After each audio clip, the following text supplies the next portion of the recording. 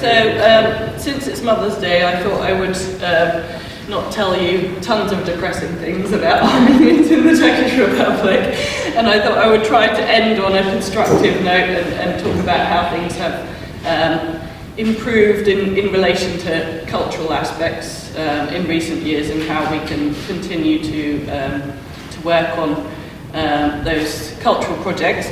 But I'll begin with the more depressing aspects, I'm afraid. I think you can't escape them. So, as you all know, today's session is about Armenians in the Turkish Republic. So we have one more, as Misak said, next week on Soviet Armenia and contemporary Armenia.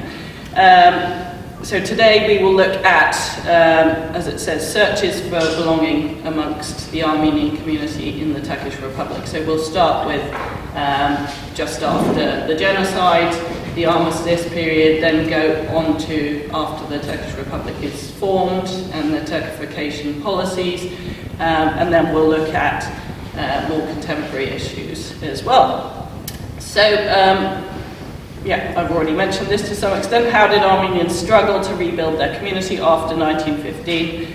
So I'll draw on actually a number of really important books that have been written recently. It's been a tremendously understudied area of Armenian history until only a few years ago, when we had a trio of books arrive all of a sudden. So we've had, and I recommend you to go out and buy all of these because they're absolutely fascinating. Lerner Ekmekcioglu's Recovering Armenia, which is about their sort of journey of Armenian feminists in the armistice period and then the Turkish Republic, and in particular their work on a very important Armenian feminist journal called Haygin, or Armenian Woman.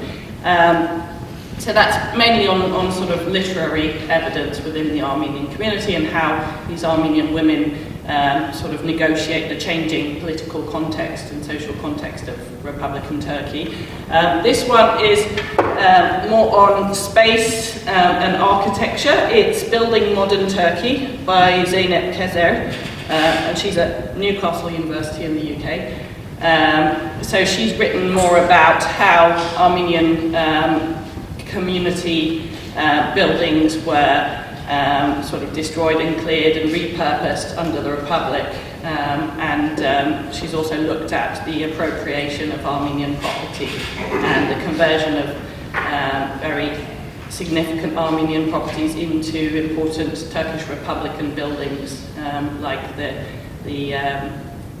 presidential palace in Ankara that I'll come to a bit later.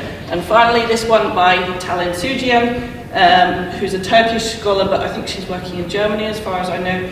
And this is more broadly looking at the Armenian community and a whole host of different aspects relating to the community. Again, it's doing a long look from the armistice period up till the present day. So these three works are really filling the huge gap in our knowledge about Armenian communities in Turkey. So it's great that this scholarship is really moving on very quickly. So my session will split into three areas that kind of correspond to what these books look at. The first part will look at the aftermath of the war, the armistice period. The second part will look at the Republic of Turkey and how Armenians negotiated their changed conditions in the Republic and the Turkification policies, and then we'll do a final part that looks at some aspects of Turkish community life and cultural heritage today. So, as you all know, the vast majority of areas of Anatolia were cleansed of their Armenian communities. Istanbul was sort of spared this to some extent. Of course, you had the roundup of the intellectuals, the male intellectuals in Istanbul, and then they were sent off to be murdered outside of Istanbul. But the vast majority of people of the community in Istanbul was relatively untouched by the genocide. So you still had a fairly large community there after the war. You also had large numbers of women and children who were left after the deportations of the Armenian men. in the provinces. So you also had migrations of these women and children where possible to the capital, and so they would be filling up orphanages and temporary accommodation in the capital. So there was the mixture of these two populations, those who were relatively untouched by the genocide in the first place, and those who had migrated to Istanbul from the provinces, who survived or been accepted from the deportations. So, as I mentioned, I think the week before last, there were many Armenian children who found their way into orphanages, and many of these orphanages were run by the Turkish state or had some connection with those actors who would later on become key figures in the Turkish Republic, such as the first Turkish feminist Halide Edip. So this very famous orphanage example in Antura in Lebanon was actually directed by Halide Edip, who's a very important Turkish Republican feminist. And so it's really interesting how the experiences of many of these Armenian orphans and children who had been taken away from their homes were sort of Turkified culturally and linguistically, and were raised to be cut off from their Armenian families, but also their Armenian identity and culture through their experiences in these orphanages. So these are just some examples of the Antura orphanage that you can see here, some photographs of it, and you can read more in the book that I talked about a few weeks ago, which was Garnik Panyan's Goodbye Antura, where he describes his own experiences, his first-hand experiences in that very orphanage called Antura. So that was one destination of people into these orphanages and living through this process of being Turkified or attempting to be, the state attempting to Turkify them, or state-tied actors. Also, we should bear in mind that the political changes of the period just after the war, and how Armenians had to negotiate this rapidly changing political backdrop of the rise of the Turkish nationalist movement, the war of independence, or whichever way you want to term it. So by March 1918, General Kazım Karabekir had retaken Erzurum from the Russians. So there was some hope immediately after the genocide that Russia would be able to retain this, but in fact there was the rise of the Turkish nationalists, and they took that back. You also have the rise of the person Mustafa Kemal Ataturk himself, who was a military officer tasked with disbanding Ottoman units, but who took that role and managed to turn it into a resistance movement because of his proximity to these military functionaries. So he manages to create a resistance movement through working initially as an Ottoman military officer, and then sort of changing the approach of these people who are following him. So Kazım Karabekir was his most important general, and he was particularly active on the Eastern Front in terms of taking back territories that had been recently reconquered by Russia.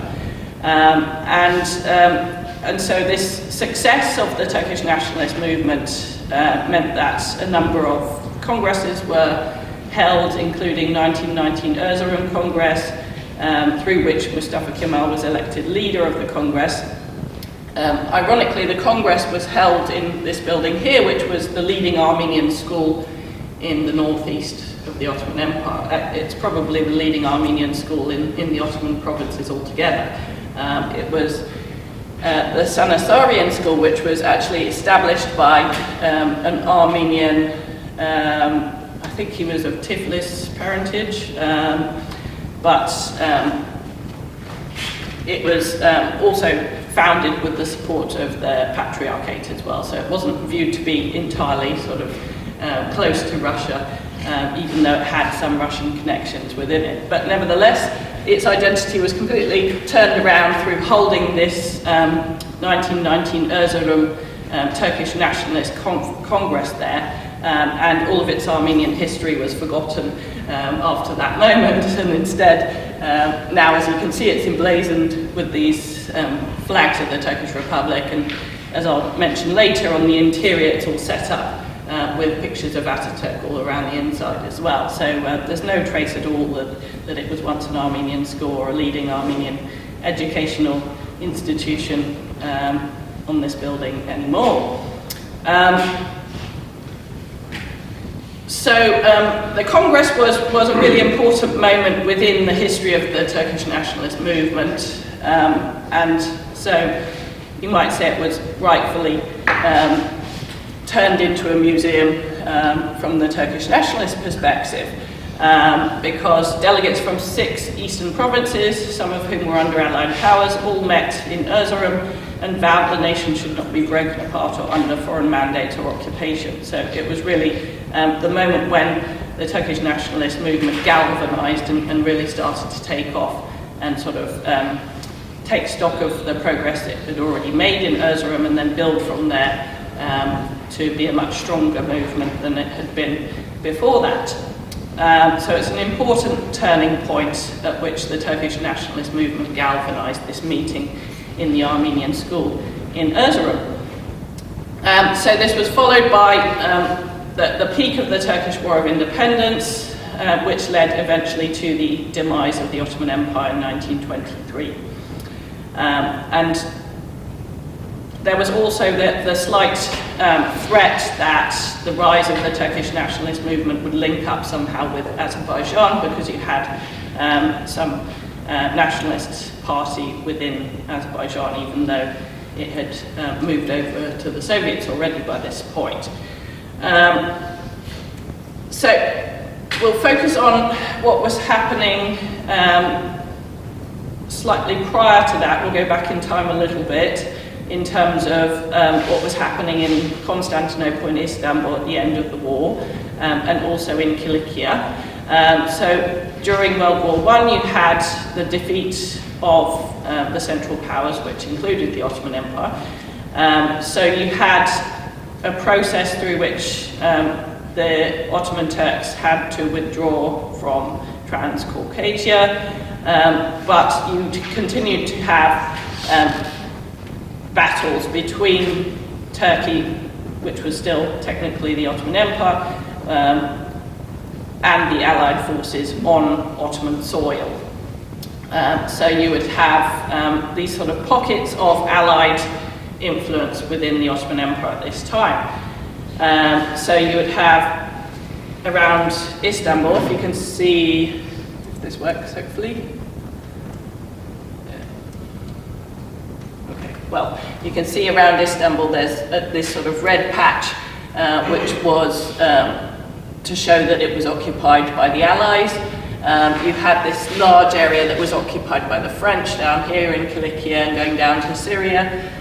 You had Italians in the area on the Mediterranean around Antalya and Mulla, and you had the Greeks around Izmir.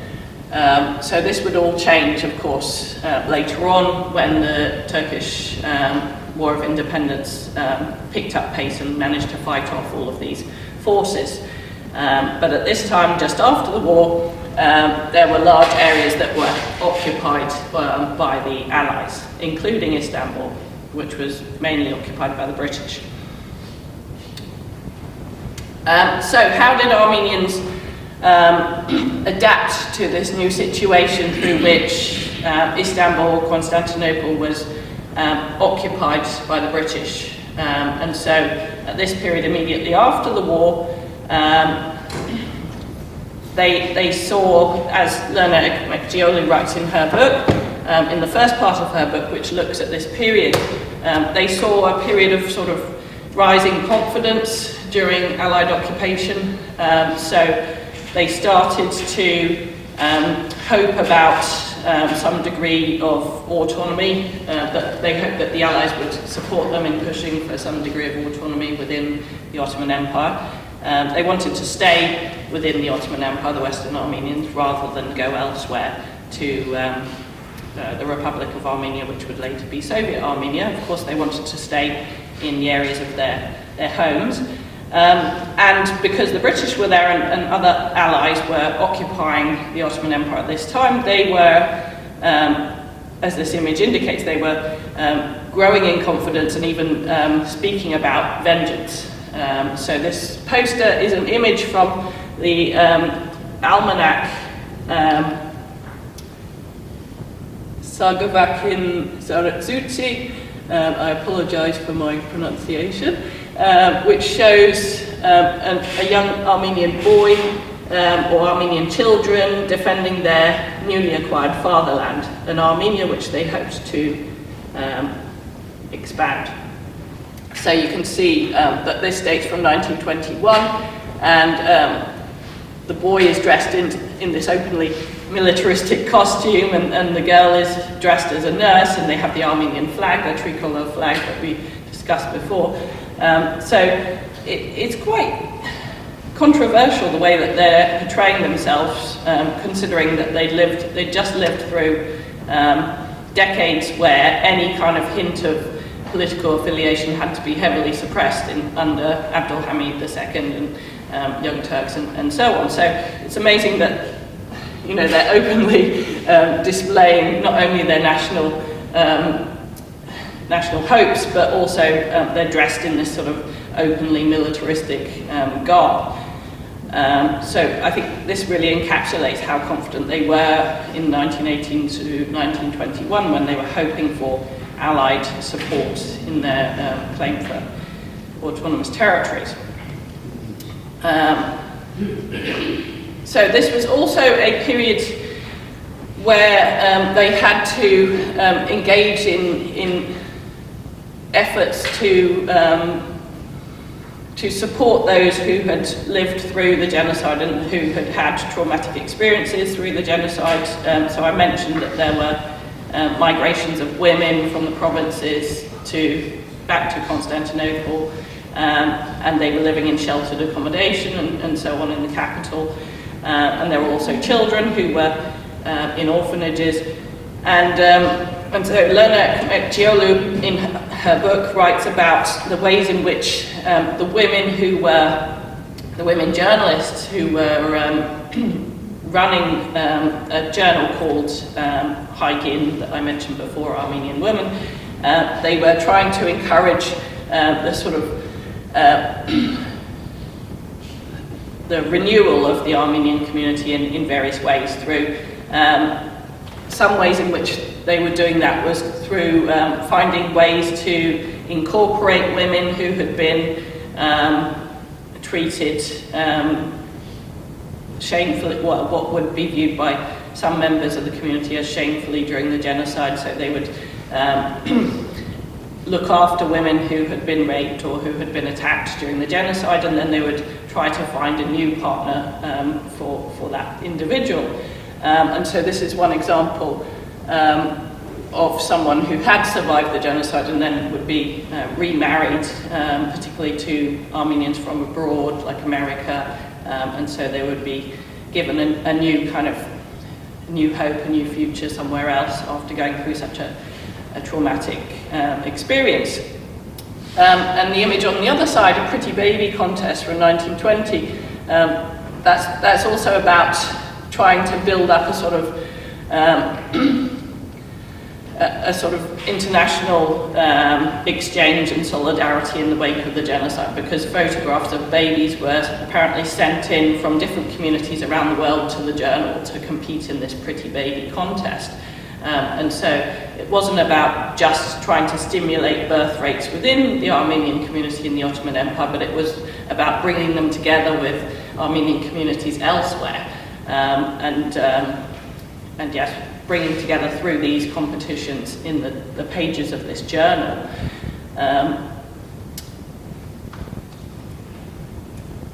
So another context that we should think about at this time is that the perpetrators of the genocide were starting to have some kind of, not exactly comeuppance, but at least there were some efforts that were being put in place to try and try them in a legal framework in a court. So the Paris Peace Conference of 1919 and the Treaty of Sèvres of 1920 claimed that they were committed to prosecuting Ottoman war criminals. And so the Ottoman Empire put on a series of courts-martials in 1919 to 1920, but these failed. And Ottoman prisoners of war were held in Malta, and they were transferred to Malta, which was under the British at the time, I think, and then they were going to be given a trial by the Allies at an international tribunal. But there was some kind of threats by Ataturk, who was going to execute all of the British prisoners if the Talat Pasha and so on, the CUP leaders responsible for the genocide were given a trial in Malta. There was also the problem at this point that there was a lack of legal framework for war crimes, and so for this reason many of the attempts to find the three pashas guilty for genocide collapsed. And so some limited Ottoman Turkish trials did take place, but by that point later on, Talat Pasha and the other pashas had fled, particularly Talat had fled to Germany. So instead the Armenian community had to take matters into its own hands and to develop Operation Nemesis within the Tashnak Party in the United States.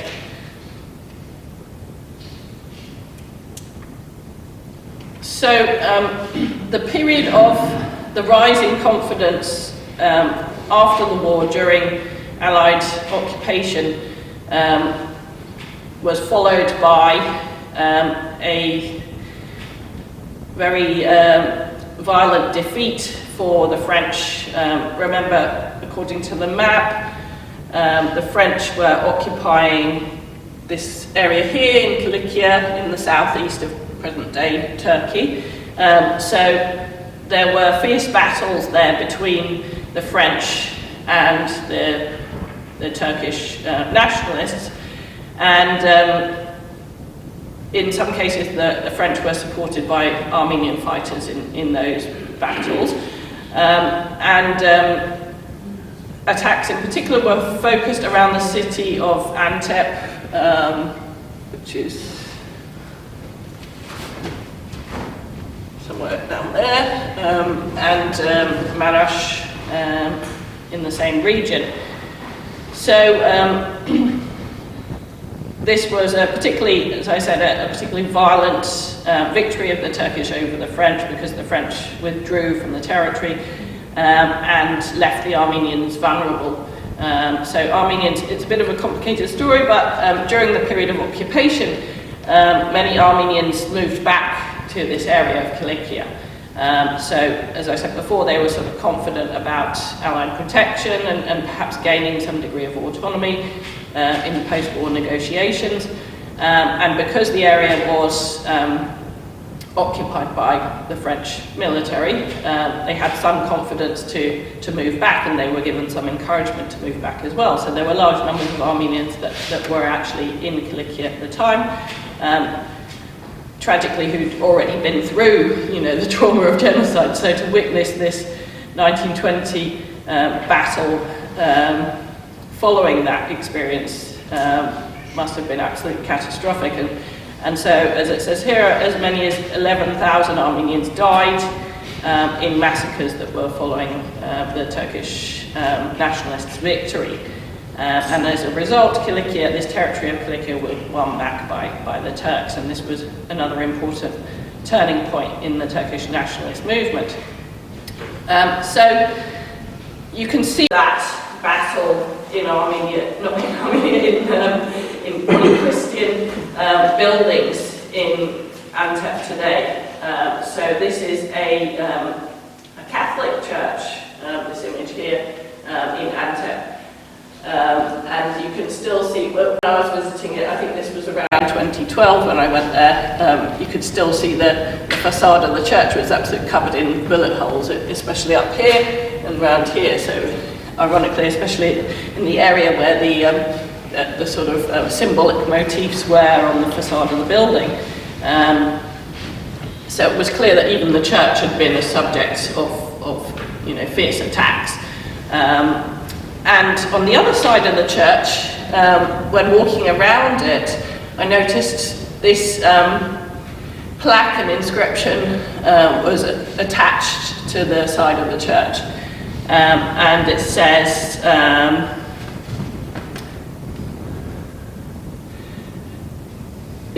how can I kiss the eyes of the people from Gaziantep?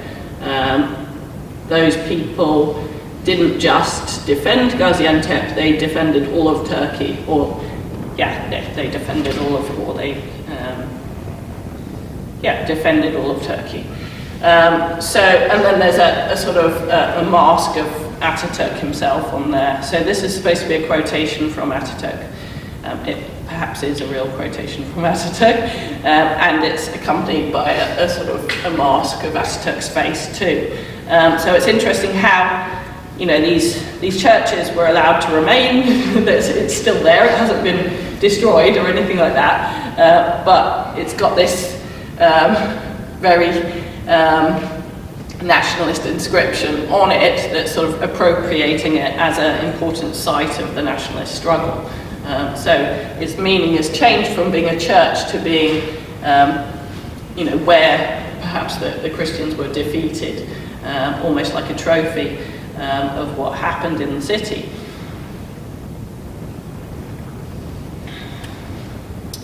So how did the situation change in the aftermath of this renewed violence and also just the great disappointment of the armistice period and those hopes for autonomy and for Allied support and protection?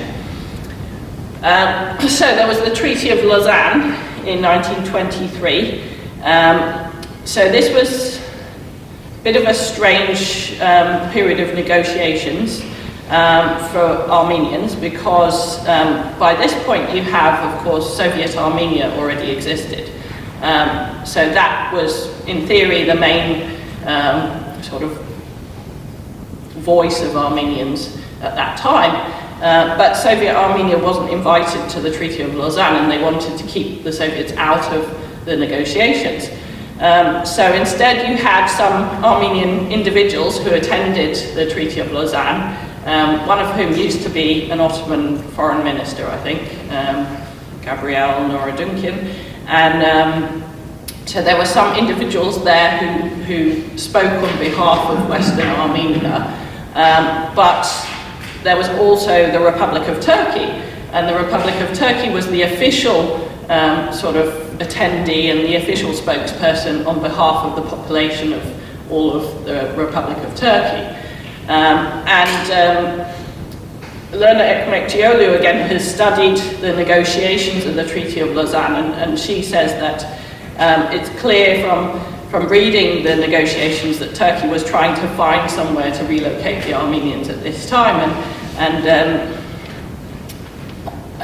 that the obvious option would have been Soviet Armenia, but that wasn't open to them because they didn't want to include Soviet Armenia in the negotiations.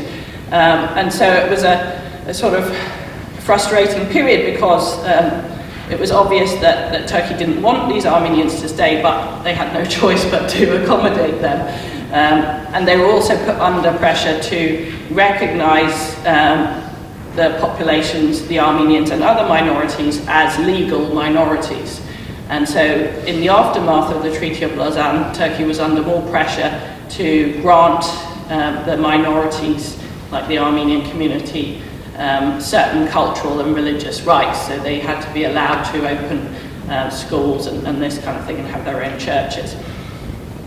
Although in reality, we'll see that very few schools outside of, in fact, no schools were established outside of Istanbul in the 1920s. It was only Istanbul that became a centre of the community and had many kind of community institutions. So again, Lena Ekmekcioglu looks at the response of the Armenian community to this changing political situation of after the negotiations of Lausanne and after the proclamation of the Turkish Republic, and when it started to make its sort of ideological position clear and its Turkism clear. So she looks at this periodical that I mentioned before called Hay Gün, and there's a page of it here.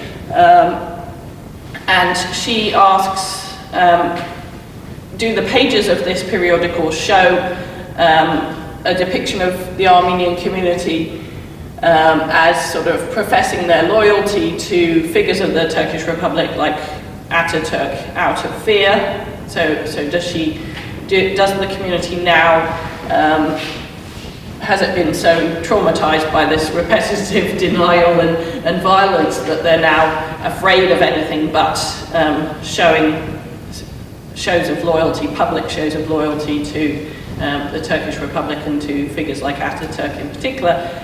Or is it on the contrary? Did they actually find some of the changes in the Turkish Republic actually gave them some opened capacity to participate in society, because women were, particularly for women, perhaps this could have been, and particularly for feminists, this could have been a moment that allowed women to join together and have some group solidarity through getting away from the religious society of the pre-Republic time. So women now didn't wear headscarves, women could perhaps participate more fully in society. So in some ways it could have been viewed as a positive development, living in this new Republican Turkey. So Lena Ekmekcioglu says that this periodical Hay Gün shows these contradictions, that there were both sides. So there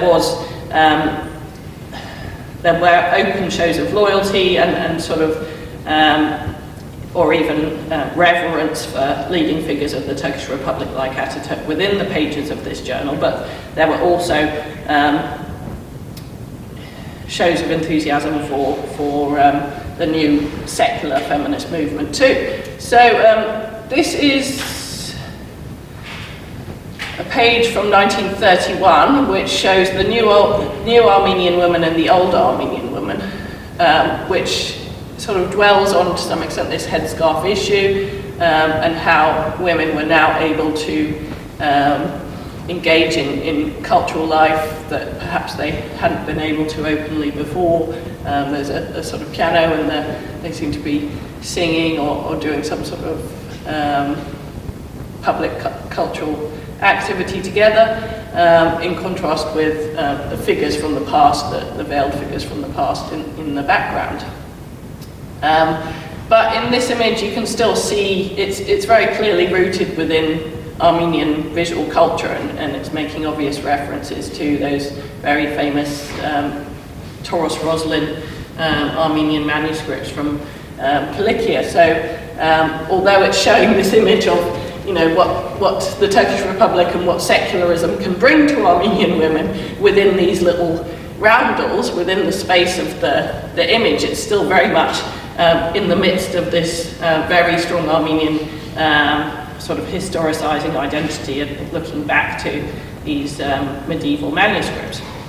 So that's quite interesting in terms of, again, this contradiction between being in the past, moving forward, and how they want to position themselves.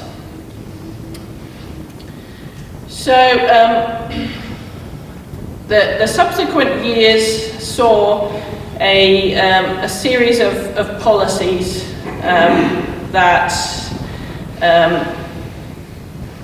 meant that Armenians were increasingly kept separate but expected to be Turks and to be impacted by Turkification policies in various aspects of their lives.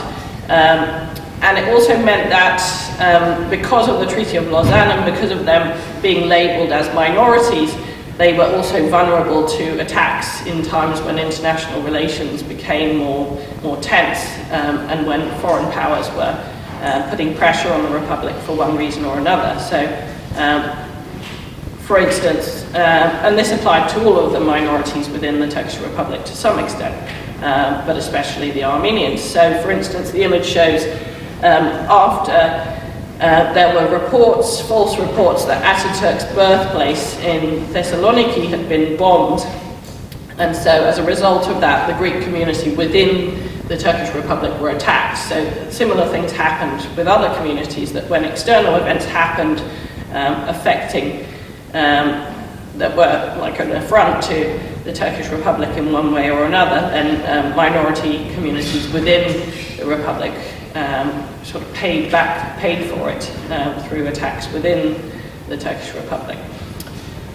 And so one example of these kind of backlashes against the internal citizens or internal communities of the Turkish Republic was the wealth tax of 1942, which disproportionately taxed minorities. So many businesses went completely bankrupt at that time and had to move out of Turkey.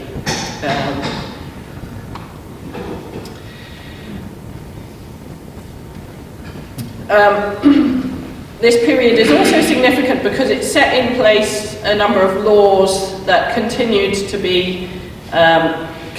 to affect Armenians until relatively recently. There was a law instituted in 1926 that became better known as Article 301 in the Turkish Penal Code, which stipulated that insulting the Grand National Assembly, the government, the army, the navy, Turkishness, or the laws of the Turkish Republic could be punishable by imprisonment. And so, as you can see, this is incredibly vaguely worded.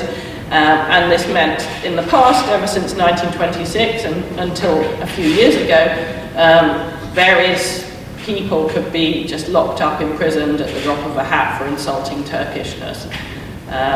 So it was a way to prevent any kind of criticism, particularly on the Armenian issue.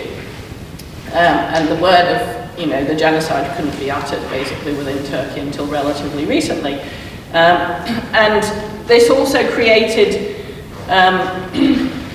the situation whereby those who did raise the issue of the genocide, even if they did it in a very progressive, very sort of Turkish-friendly manner, like Hrant Dink. Hrant Dink wasn't advocating for anything that was sort of revolutionary. He was just advocating that people should work together within Turkey and sort of build bridges rather than to advocate for, reparations or anything like that. So it absolutely wasn't something that that would be insulting Turkishness.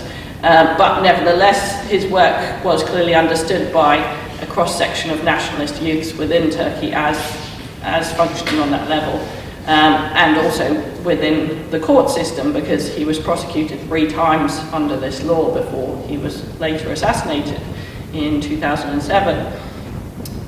So basically this law of insulting Turkishness has meant that since 1926 there's been a sort of public silence on the whole about the genocide issue, and also other issues that could be viewed to be criticising the early republic. Other policies that had an impact on Armenians living in Turkey included Turkification policies of the 1920s and 1930s, like Citizens Speak Turkish campaign of 1930s, which meant that speaking Turkish in public places was encouraged, and there were advertisements like this one that says work that were encouraging young people to take up Turkish as opposed to other mother tongues. And slogans like "How happy is the one who says I'm a Turk" were emblazoned across hillsides, like this hillside here, So it was a slogan that was used by Ataturk in 1933 and became the motto of the Republic. And when I moved to Mardin in southeast Turkey in 2012, this slogan was still emblazoned over all the hills. So as you get off the plane, you exit the airport and you see, hills that say, "How happy is the one who says I'm a Turk," in this area that's now, a Kurdish and Arab-speaking majority. So particularly in that region that was very ethnically mixed in southeast Turkey, Mesopotamia, particularly there, many of the natural landmarks are emblazoned with slogans like this. And I think they're still there even now. It hasn't been that long since 2012, and they were certainly there when I left the last time, which was 2015, so they're probably there now. There were also things like the Students' Pledge, which came in, instituted by the Ministry of Education in 1933 and remained until 2013, so again, pretty recent that these things have actually been gotten rid of. And so every student, regardless of their background, would have to say in class every day this pledge. I'm a Turk, I'm righteous, I'm hardworking, my principle is to protect my juniors, to respect my elders, and to love my country and my nation more than my own self. My motto is to rise, progress, and go forward. I commit my being to the existence of the Turks.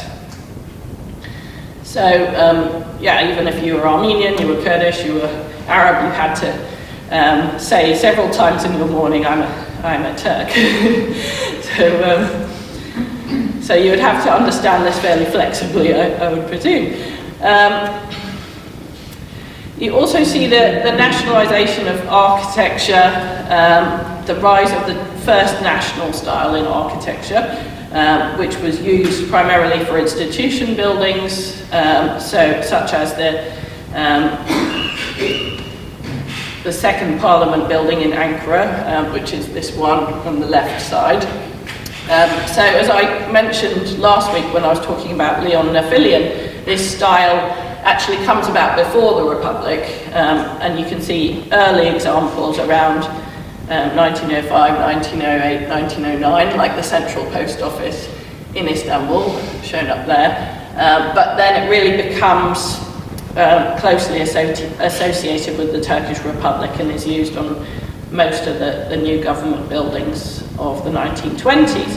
And there are two Turkish architects, Vedat Tek and Kemalettin Bey, and these two Turkish architects built virtually all of their government buildings in this first national style. So it's characterized by a revival of certain elements from Ottoman architecture, but they're used differently than from Ottoman architecture. So you'd have, for instance, these panels of turquoise tiles, which would previously be on the inside of a mosque, and they would be, for instance, on a lintel on the inside of the mosque. But here they're on the facade, they're just at the top of the building under the eave.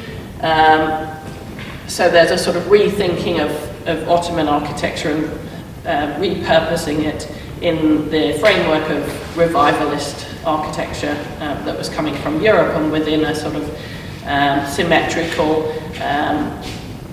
Beaux-Arts planning approach that came from Paris. So it's about rethinking Ottoman architecture through a European academic design lens. These are some more examples. This is the other architect, Kemalettin Bey. So it was Vedat Tek and Kemalettin Bey who were both the leading architects of the Turkish Republic. And so Kemalettin Bey constructed works like Ankara Palace Hotel and the Bebek Mosque, which is going back to a very simple early Ottoman architectural structure. And the Ankara Palace Hotel also has some Ottoman elements and some Seljuk were the Islamic Turkic Empire before the Ottomans, so it's reviving some of these elements as well and mixing them with some Orientalist aspects like this onion dome that it's got there. So it's quite an eclectic style, but It's believed to be a return to Ottoman and also pre-Ottoman Turkic imperial styles, merging them together. But as I mentioned before, it's interesting how Armenian architects were amongst the first to develop this style, but this has been completely cleansed in the historical record, and instead it's been associated chiefly with these Turkish architects,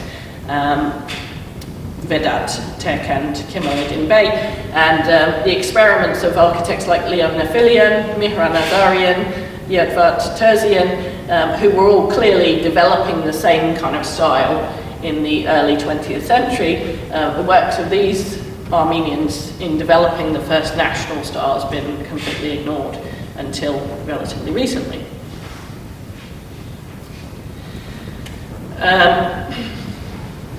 And also the extent to which this was actually associated and it was developed in the Young Turk period rather than in the Turkish nation as well. That's an interesting point that's completely missed out. Another new development in the historiography encapsulated by this book, Zeynep Kezer's book, is the extent to which the new spaces of the Republic were constructed on top of former spaces of minority communities in the Ottoman Empire. So she identifies a number of specific sites where sites that were important, areas of cities that were important for Greek communities, Armenian communities, Kurdish communities, and they were deliberately chosen and destroyed and then redeveloped into important buildings or important spaces for the Turkish Republic and for its representation as a state. And this is one example that she draws attention to, which was in Izmir on the Aegean coast, and it was formerly a Greek majority city, and in the fire, there was a huge fire in 1922 in Izmir which destroyed large areas of the Greek habitations and religious buildings. And so when you go to Izmir today, you can find very few historic buildings there.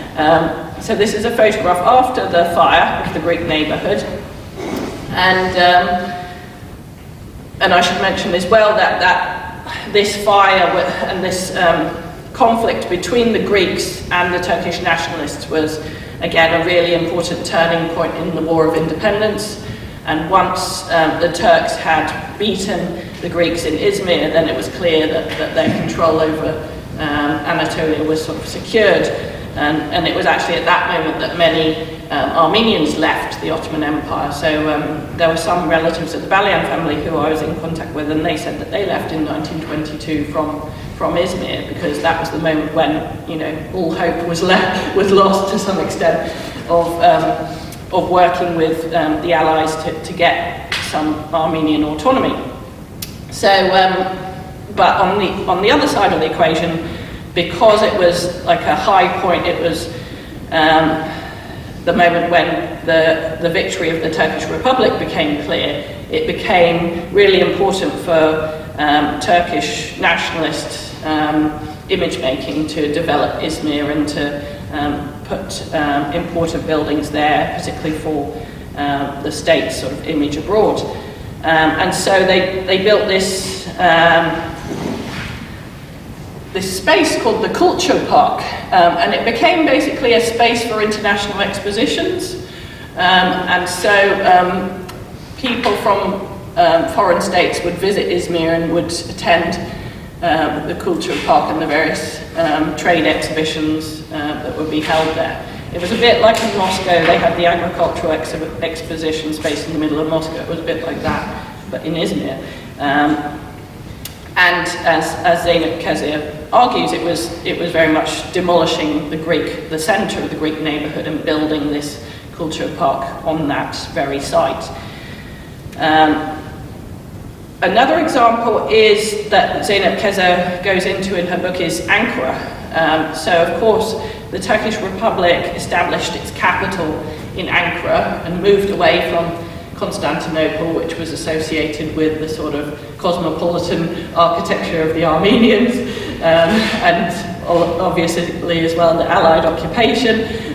So they wanted to build a new cleansed national capital in Ankara. Ankara was also the site of some important archaeological sites to do with the Hittite civilization as well, and so they had other nationalist reasons for wanting to relocate the capital of the Turkish Republic to Ankara. And so Zeynep Keza argues that what's interesting about Ankara is that many of the important buildings of Ankara, like the new embassies that had to be constructed for the foreign powers, were actually developed in areas that were formerly held by Armenian vineyards. So you can see on this map all of the dotted territory is the vineyards, and she argues that the city of Ankara started to expand in this area to swing round to the right so that it would incorporate more of these vineyard estates that were formerly Armenian properties. And now, indeed, I suppose you could say that one of the best-known Turkish wines is actually Kavalıklıdere, which is shown on the map there. So presumably that itself was an Armenian vineyard previously, although I'm not sure about that. But certainly all these areas, Çankaya, Dikmen, all of those areas are famous areas for development of embassies. But before the establishment of the Republic, they were populated largely by Armenian vineyards. And she's identified this example, Kavonian family, and she focuses on the redevelopment of that specific vineyard in her book. Another example of appropriation or reappropriation of property that's mentioned in Keza's book is the example of the Çankaya mansion, which became the mansion of Mustafa Kemal Atatürk. So the image here is of the building that was constructed by the Austrian modernist architect Clemens Holzmeister. But underneath that, the land was again an Armenian vineyard that was owned by Johannes Kasabian, who was an Armenian jeweler and merchant. And Zeynep Keza argues that this was taken by the Turkish family when the Kasabians fled the genocide and then purchased by Ataturk for his residence, for his presidential residence. So again, this is sort of she argues, a deliberate appropriation of Armenian property from the leading Armenians of the city and then turning it around to be important buildings of significance for the Republic. Image. So this continues to be something that happens later on in the 1930s and 1940s and 50s even, and even in the present day. Armenian cemeteries are raised and then converted for other kinds of city spaces. The most famous example is Taksim Gezi Park. So Gezi Park is a very large green space that's right in the centre of Istanbul on the European side. And this is a very large park that was planned by the French architect and city planner Henri Prost. The site of this very large open green space was previously an Armenian cemetery. And this itself was very little known until recently when in 2013 there were widespread protests about redeveloping that very park. This time they were planning on redeveloping it into a shopping mall, and there were widespread protests against redeveloping a green space into a shopping mall. And it was sort of drawn to everyone's attention that actually this was previously an Armenian cemetery, and there wasn't much uproar when it was converted from the cemetery to the park. Not that there shouldn't be a protest when the park is redeveloped into a shopping mall, but nevertheless there were some ironies within the silence, the previous silence, in the redevelopment. And I found it even more strange, that whole situation, because the shopping mall that they were planning to develop was a complete copy of a design by one of the Valian family for a military barracks. And they just country that was there until around 1930. So it seems to have been quite a widespread practice of redeveloping Armenian cemeteries into various things. And I've heard about another case of a cemetery turning into a stadium. I think that was in Erzurum. And we're most familiar with the state of churches. So many of them were used as storehouses immediately after the genocide, and then sometimes prisons, and in most cases they were converted to mosques, where there was a building that could be relatively easily repurposed through adding a minaret, and it was a building that was appreciated by the Muslim community. But in other cases, churches have just laid derelict, and there are many churches that absolutely nothing has been done to them for quite a long time. The ones that have been converted to mosques, you could say they've been in a relatively better condition because at least repairs have been carried out, even though the minaret has been added, even though some other additions have been made. So they've had things like the paintings plastered over or any other kind of decoration plastered over. But at the same time, the buildings are relatively well kept, in comparison with other ones that are falling down because they don't have any use at all. So this is a famous example, which is the Sırbat Cathedral from Antep, which was built around 1892 by the imperial architect Sarkis Balian. So this is a particularly large and elaborate church, and so perhaps for that reason they decided to repurpose it as a mosque, because it was a very important building within the city, and such a beautiful building, so maybe just on an aesthetic basis alone it was repurposed. It would be interesting actually to do oral history interviews and to ask people, you know, why was this converted into a mosque, who decided, or to even read local government documentation to go into the process and the decision making behind when a church is converted into a mosque. Because there's another very important church, Sırbat in Urfa, which is also converted into a mosque. And again, it's led to it being relatively well preserved in that case. So perhaps in cases where you did have a very large cathedral building, then it was retained. It was viewed on a practical level to be useful to the Muslim faithful, and so it was converted to a mosque. However, there's also the element of conquest, which can also be applied to the churches and cathedrals, and the adding of a minaret and so on is a show of conquest, some might say. The element of conquest becomes quite clear when you go to local provincial museums in Turkey, particularly in the southeast and the northeast. So these images are from what is labelled, this again is going back to probably 2012 or 2015, but as far as I know things haven't changed within these museums since then. So upon visiting in 2012 or 2015, this hall in the museum, in the Erzurum Museum, was labelled Armenian Massacre Hall.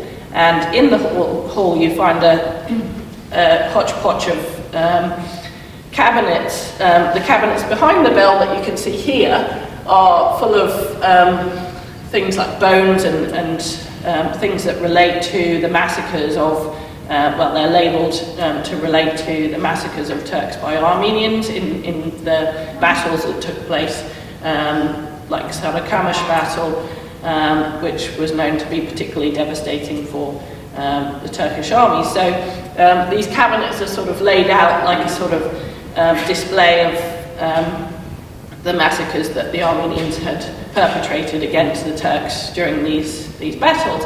And then it's interesting how the other elements in the hall, in the Armenian massacre hall, include these bells from churches and tombstones and things like that that aren't labelled at all. So it's just this strange contrast that you have this cabinet of things that belong to the massacres of the Turks by Armenians that are carefully laid out and labelled, and then you have these miscellaneous other items that are clearly Christian that are also in the same hall. And this sort of situation happens quite frequently in Turkish provincial museums, particularly in the northeast and southeast.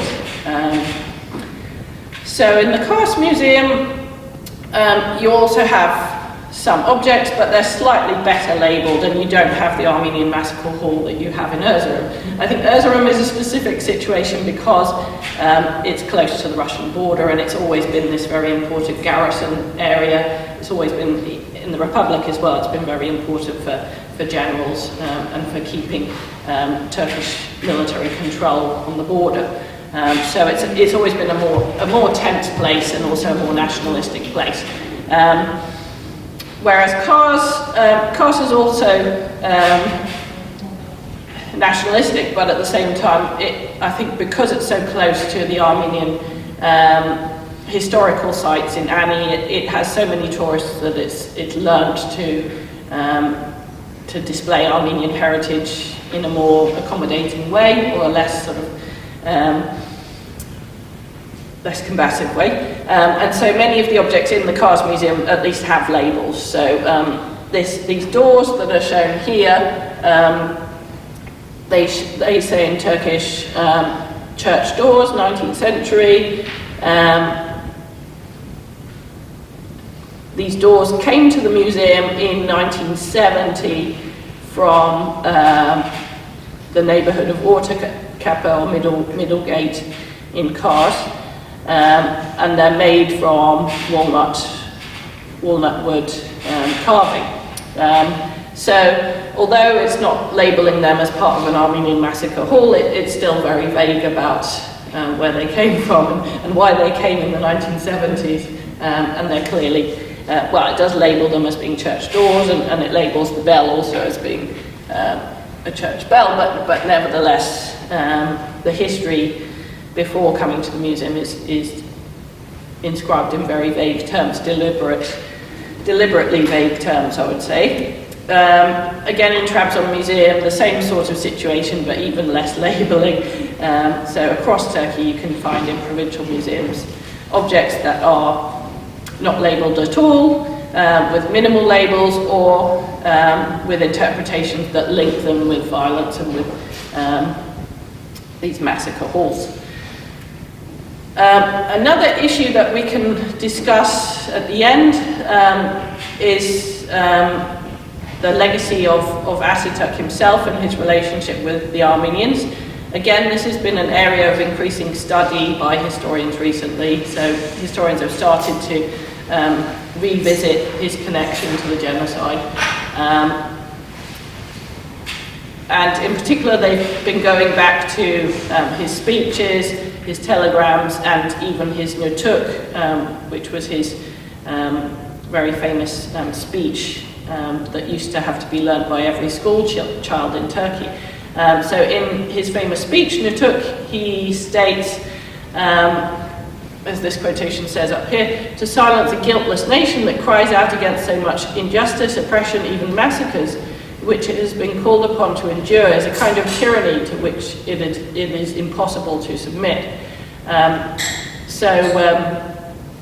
this impression that if you go back to sources like nutuk, that Ataturk is quite active, even if he wasn't personally implicated in the genocide himself, he's quite active in promoting this sort of situation of victim blaming and trying to distract Armenians from actually, or belittle Armenians from actually investigating what happened in 1915,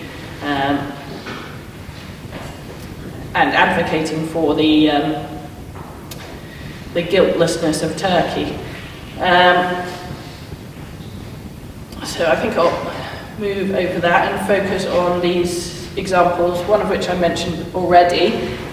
So, as I mentioned before, this was the site of the National Congress of the Turkish liberation struggle, or the Turkish War of Independence.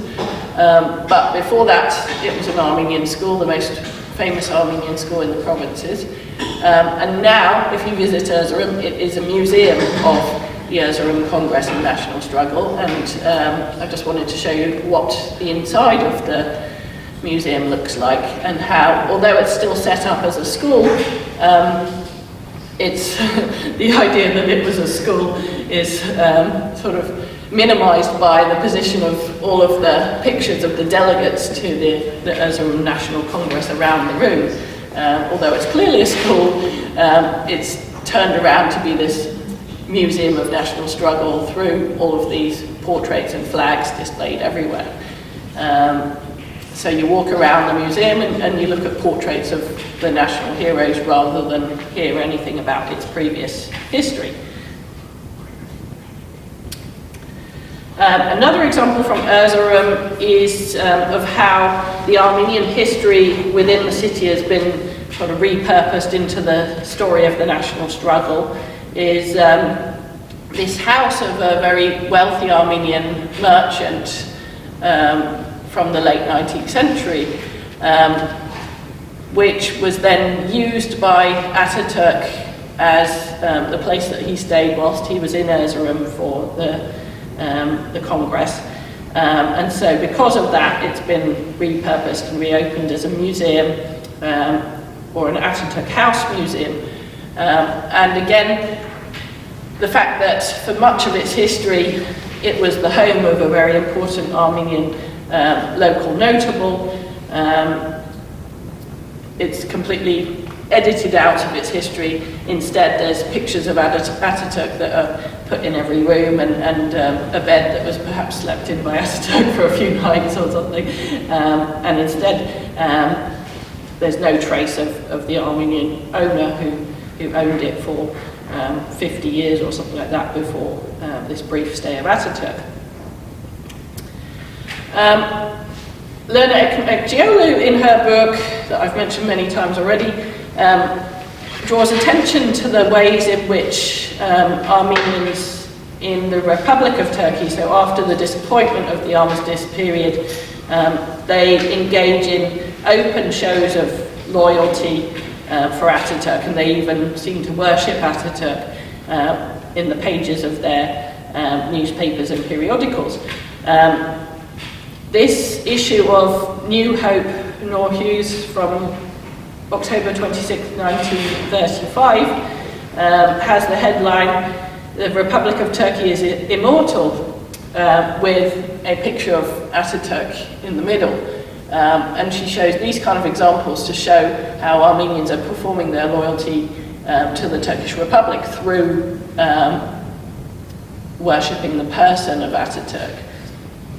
And that they become these sort of super fans of Ataturk himself. And they show their loyalty in various ways. Another example of this, so she picks out examples throughout the Republic of Armenians showing in sort of media spectacles the extent of their love for Ataturk, the extent of their loyalty for Ataturk. Another example is when Armenians in 1965 placed a wreath at the foot of the Ataturk Memorial. So you have this Ataturk Memorial in the centre of Taksim Square. Taksim Square is the central square of Istanbul on the western side, on the European side. So you have this huge Ataturk statue there, and the Armenian community placed a wreath at the foot of that monument to commemorate the genocide in 1965. So almost sort of conflating their love for Ataturk with the commemoration of the genocide. And it's significant that in the Soviet Union at that time, as we discussed last week, there was the rise of protests to commemorate, to recognise the genocide. So it's interesting that in Turkey, Armenians are trying to say, you know, we don't necessarily want to go in the direction of our compatriots in Soviet Armenia, but we're trying to show we're still loyal through putting flowers at that moment of genocide commemoration under the Ataturk statue. This goes to an even further extreme in 1982 when we have this guy, sorry, I should translate that as well.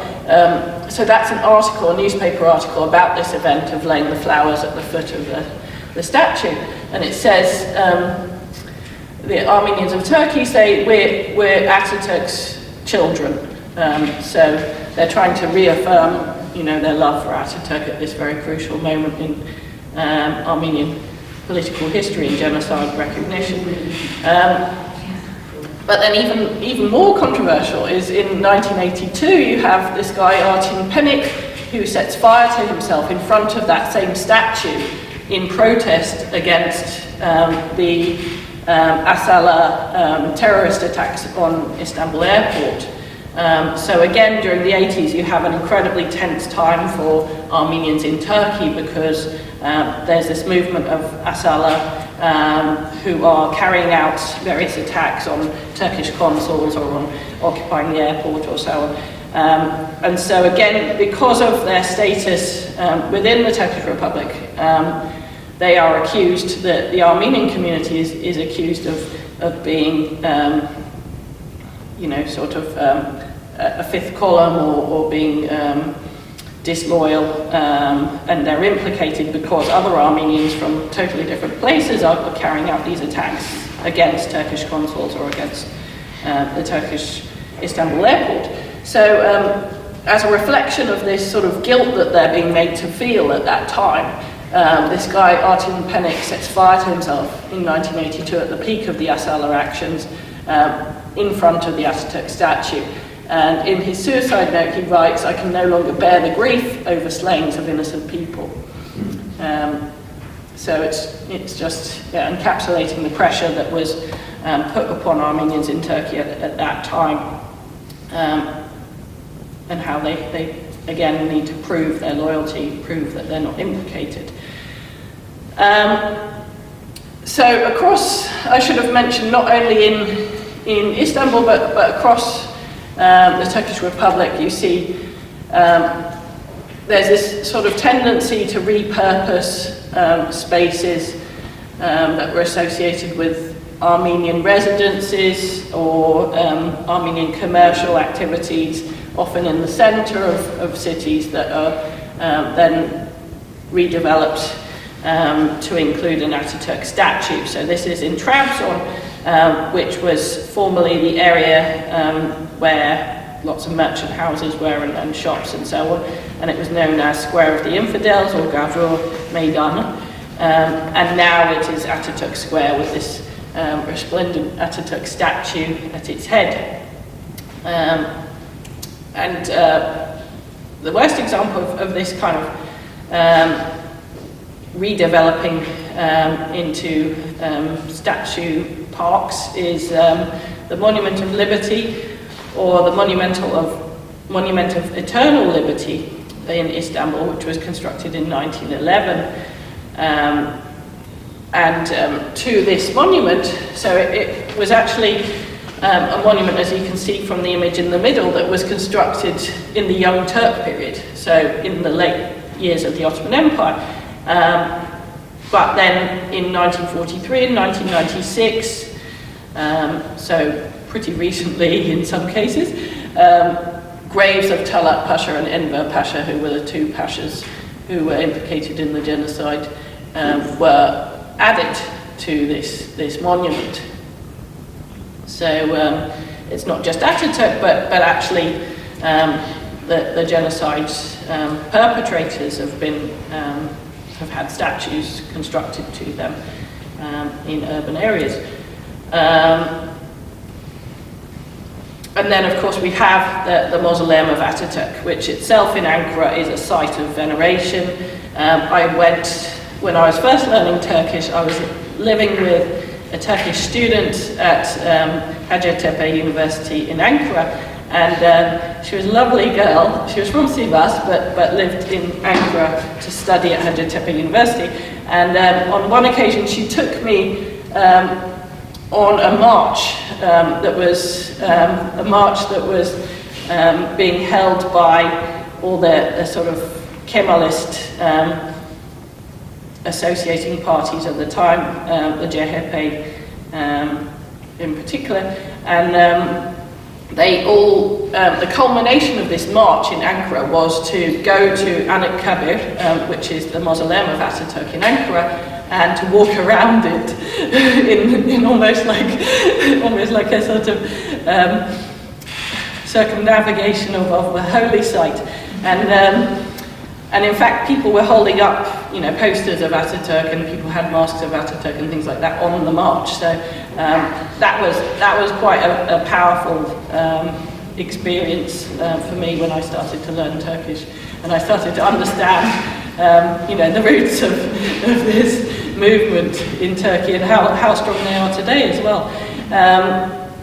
And I just put that there as maybe a discussion point in terms of how this relates to the cult of Lenin and that was being promoted in the late 1920s and early 30s by Stalin. So I'd finally like to just mention some more recent cultural events, and maybe we can focus at some point in the discussion on moving forward and some progressive ways to engage with Armenian heritage in Turkey. So, as you know, things to some extent improved in Turkey. Institutions, so having had much difficulty in establishing any institution through the early years of the Republic, in recent years, schools, churches, societies, newspapers, TV channels have now been set up.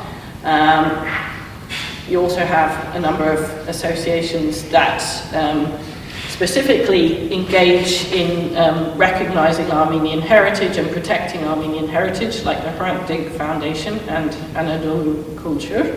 And we've also seen some examples of repairing and reopening churches, particularly in cities like Diyarbakir, which were around 2012 under Kurdish municipal government. So in the areas that have been under Kurdish municipal control, there was a period in the early 2010s when churches were repaired and reopened and often used as social facilities. And in those places they did fairly sympathetic repairs, good quality repairs, and in the case of Diyarbakir, it was actually Giragos in Diyarbakir, it was actually reopened as a cathedral, as an Armenian place of worship. Whereas in many other places it was the churches were repaired and renovated but reopened as social facilities. So for example, the Protestant church, whereas Giragos, the cathedral, was reopened for worship, the Protestant church, which is next to Giragos, was renovated but reopened as a centre for weaving. And there's also the Armenian Catholic Church in Diyarbakir, which was also renovated in the early 2010s and reopened for women to engage in producing textiles, local women from predominantly Kurdish backgrounds to engage in weaving and to sell those weaving products to support themselves. So in some ways, under Kurdish municipalities there was some progress in terms of renovating churches in sympathetic manners, spending quite a lot of money on these repairs and reusing them in ways that weren't at least offensive or not tremendously offensive. You also saw a number of art exhibitions that started to draw attention much more openly to the Armenian genocide in Turkey around the sort of the 100-year celebration or commemoration in 2015. So one example, when I was living in Mardin, that was right at the end of when I was living there, was the Mardin Biennale, which was an exhibition held every other year in Mardin, which itself was relatively recently established. as a way to bring international artists into Mardin and invigorate an art scene locally and to attract international visitors at the same time. And in 2015, it took the subject of mythologies, but the curators who were working on the exhibition purposefully invited a number of Armenian artists to participate. And not only that, but they also used as exhibition spaces several of the houses in the old city that were Armenian mansions. So in Mardin, as in all other cities in eastern Turkey, many of the most fancy, luxurious mansions in the central areas of the town were owned and built by Armenians. So it was just the same in Mardin, and many of the nicest konaks, the nicest mansions in the centre, were Armenian ones.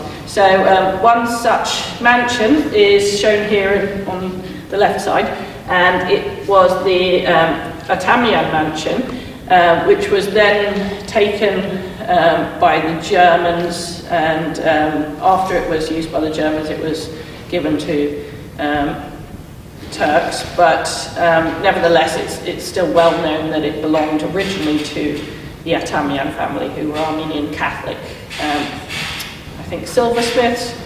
And so during the exhibition there was many of these mansions, such as Atamian mansion, were used in mansions, which is quite significant given the silence previously. And there was a photograph exhibition in this mansion that was showcasing a private collection of photographs by somebody called Seyit Tunç, who's a well-known figure locally, who works on the history of Mardin. And although he himself, I think he's definitely, he talks about having Armenian relatives. I can't remember how many generations it goes back or on what side of the family, but he, like many of people in Mardin, has mixed ancestry. So he's very interested in documenting that multicultural heritage of Mardin, and so his photograph collection reflects the diversity of Mardin's history. And so this was quite important that this exhibition in the Armenian house showcased various elements of Mardin's history, including the Armenian community. And there were a number of other exhibits, like this one by my friend Evrim Kavcha, which she placed these installations that said "Boşluk" or "Beware of the Pit" in various strategic locations around the city, and I think it's intended to just make you think about, what is not mentioned in the city. Everybody who lives in Mardin is surrounded by this history and this silence, and becomes very conscious of these silences, particularly in the old city. And so this was an exhibit that tried to make this verbalized. So as I mentioned before, living in Mardin, many students would talk about their families. A question that we might want to discuss at the end is how do we, as people working on Armenian heritage, interested in Armenian heritage in the region, come together with people of Armenian ancestry in the region and make productive relationships in terms of defending the heritage in the region in the future, like many of my former students. So I'll come back to that at the end. And the last points relate to exhibitions in Istanbul. So in 2010, you might remember that Istanbul was holding a series of events as the European Capital of Culture. And the European Capital of Culture is it's basically like a load of funding that's given to a city to hold various types of cultural events, and often the place that's nominated to be Capital of Culture, the Commission wants it to develop in one way or another and to exert influence on it, to value one aspect of its culture that might be more in line with European values than it had previously. put to the forefront of its image. So, as it says here, this is a description of the events. The European Capital of Culture is a golden opportunity to show off Europeans' cultural richness and diversity and all the ties which link us together as Europeans. The event is so attractive that Europe's cities vie with each other fiercely for the honour of bearing the title. So yeah, I mean, the focus is on, through these 2010 events, showcasing the ways in which Turkey, or Istanbul specifically, is European. And one of these focuses that comes out of the exhibitions is drawing attention to its minority cultures, or its non-dominant populations and their cultural assets. So this again stresses how the events must reflect the European culture of the character of the event, and so it's also important in terms of, as it says at the bottom, having an impact on the city's long-term cultural, economic and social development. So the Turks, or the Istanbul side, would want to participate in it in terms of boosting tourism, boosting prestige abroad, and also the financial aspect, whereas the European Commission would want to engage with Istanbul and Turkey in terms of promoting European culture and promoting European values, what they view to be those things within Istanbul and Turkey. So one part of the European Capital of Culture exhibitions was an exhibition on Armenian architects of Istanbul in the age of Westernization, and there was a sort of sister exhibition that was on Greek architects of Istanbul in the age of Westernization. So there were two that took place. They were I'm not sure where the Greek one was held. I think it might be in the Greek high school that's in quite a central area of the European side of Istanbul, the main shopping street. The Armenian one had an even better location. It was located in Istanbul Modern, which is this very posh modern art gallery right on the shore of the Bosphorus, which was only constructed shortly before the exhibition. It was organised by Hrant Dink Foundation and Turkish curator Hasan Kuru Yazıcı, who had done some research identifying works of Armenian architects in Istanbul before the exhibition. I found it interesting that this is the way that Hrant Dink Foundation framed the exhibition. This is a foreword by Raquel Dink. Raquel Dink is the widow of Hrant Dink, who was assassinated in 2007, and she still holds the sort of chairperson or leadership role over the Hrant Dink Foundation. So she provided a foreword here. She says, in quotes, "As the Hrant Dink Foundation, we understand and envision the field of culture and arts as a plural, inclusive and sharing platform. In our projects and activities and in the field of culture and arts, we aim to shoulder and live the culture of this land together and to transmit it to those who will come after us. It is essential for us that the various cultures of Turkey are not remembered as isolated elements of nostalgia, but as valuable sources of common heritage that continue to breathe and exist and are passed on from one generation to the next."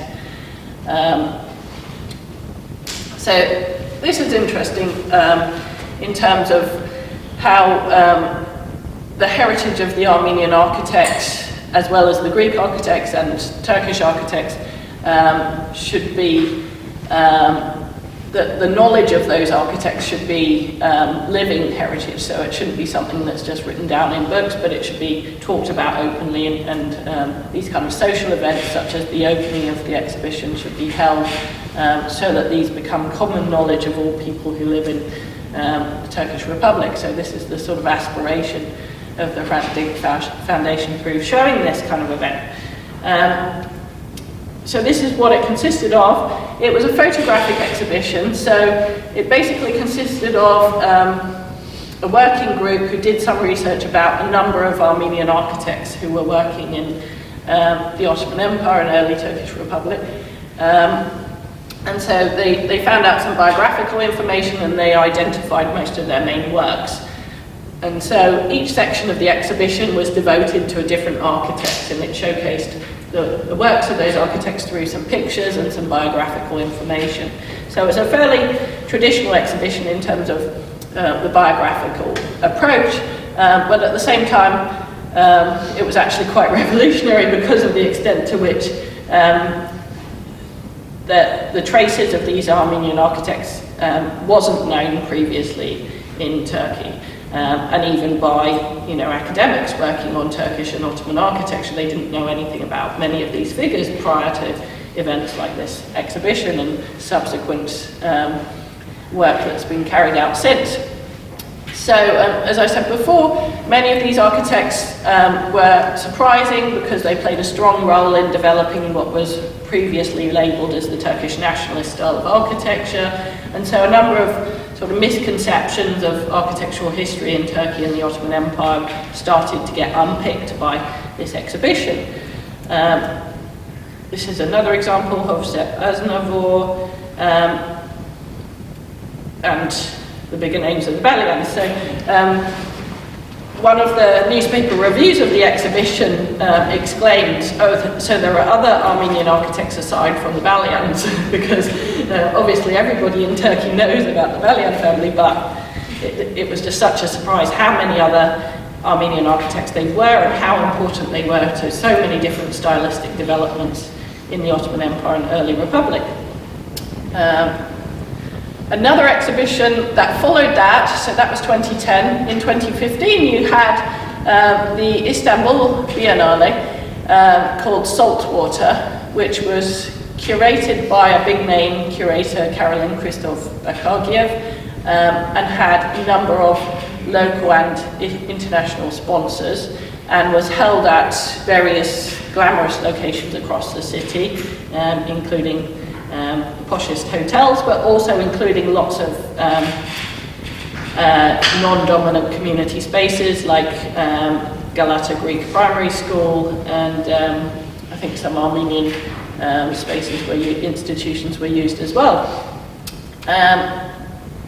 One exhibition in that Biennale that drew my particular attention was an exhibit by Michael Rakovitz, who is an Iraqi-American artist who I wasn't familiar with before the Istanbul Biennale, and he produced an absolutely stunning exhibit called "The Flesh is Yours, the Bones Are Ours," which included plaster molds, casts, dog skeletons from Sivriada, an island outside of Istanbul, bones of livestock from dispossessed Armenian farms in Anatolia, and fragments of lost Louis Sullivan buildings in Chicago, as well as rubbings, photos and letters.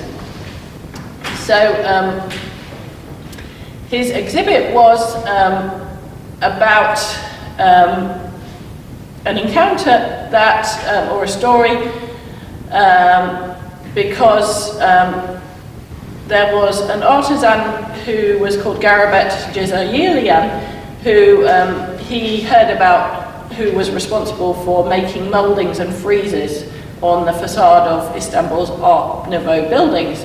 And the artist Rakovic heard about Garabet Jezayelian. I'm not sure how he heard about him, but anyway, he heard about him and how he was this craftsman who used an ancient technique of mixing ground bones in his plaster, including dog bones. And so in his exhibition, he, as it says here, he opens larger questions about the transmission of knowledge and skill sets and the maintenance of tradition as a resistance against cultural erasure. And another component is making rubbings from architectural motifs on the facades of buildings through Istanbul. And they come across as sort of ghosts of these buildings and those people, particularly Armenians, who had built them. So let's look at some images. So he, as I said, he used bones from animals that were taken from dispossessed Armenian farms. and also dog bones that were previously ground up and used by this Armenian artist or Armenian craftsman in his artistic process. So already we have two things that were already quite controversial to mention in an international exposition that was heavily covered by the international media in Istanbul in 2015. And then the bit that I found particularly stunning is these plaster casts that were copies of elements of architecture, from many of them from Istanbul, and as we all know, many of the works of architecture from Istanbul from the 19th and 20th century were made by Armenians, and also these ones, which are drawings of the ornamental motifs. And so although he mixed them with drawings and casts from Louis Sullivan from Chicago architecture as well, the impact for someone like me viewing these exhibition rooms was very much like when I first started looking at the drawings from the archive of Sopon Bezirgian, who I mentioned a few weeks ago, and all his drawings of the ornament that he designed for the palaces, the late Ottoman palaces. So it really seemed to me like he'd recreated the workshop of that Armenian craftsman here. So it just seemed to be an amazing sort of coincidence. Since 2016 and the attempted coup, things have gone backwards to some extent. So that was 2015 that we had this sort of pinnacle of freedom, let's say, of speaking out in the public about genocide, at least on cultural, in cultural places or cultural stages. But since 2016, things have become more difficult again. Churches have been confiscated. I think Sepkiaragos reopened again recently. And the most controversial aspect is, of course, figures like Osman Kavala, who was the founder of Anadolu Culture, which was a very important organization for funding work on Armenian heritage and funding academic conferences and things like that were bringing together scholars that were working on Armenian heritage. So he's been imprisoned and sentenced for life since shortly after 2016. So this has been a huge sort of warning to people like the Hrant Dink Foundation, who now have to tread very carefully in terms of, you know, what things they're involved with, and obviously it's a very scary time for them. So what can we do within this context? Well, Aras Arafian has recently engaged in a new project where he's trying to work with the local government and municipality in Harput, and he's trying to work with them because they're appealing for UNESCO recognition for Harput Old City. And so he's trying to make contact with them in order to put pressure on them to recognise the Armenian heritage as part of the UNESCO application. And UNESCO, of course, are interested in these kind of applications that do encourage recognition of minority heritage. So he thinks that working with the Harput government might be productive. They might accept collaboration with him because of this goal. So we'll see anyway. Hopefully I'll join the project as well if I get the time. Another way we can work is to work more generally on promoting interfaith relations. So a project that I recently joined up is one that's being run by Michigan State University in America, and they received a series of grants from the Templeton Religious Trust, which is a large trust in the United States, to build a website and also run a series of academic conferences. And the website is all about interactions between Islamic architecture and other architectures with focus on Christian architectures. And so they've asked me to make a number of entries for their website that focus on my work on Armenian and Christian architecture. Not only that, but we're organising a online workshop on Armenian architects in the Ottoman Empire. Then next year, if the funding gets topped up, they aim to organise an international conference in Uzbekistan. And they chose Uzbekistan because they think that's the ideal location to bring together people from Turkey, from Azerbaijan, and various different places that perhaps haven't been able to meet face-to-face at academic events in the past, and to discuss these kind of interactions. So that's another way in which we can work, particularly academics. So yeah, I hope that we can continue the discussion in terms of what we can do, rather than to end on a low note of how difficult things have been. They undoubtedly have been difficult, but hopefully things will go forward from here.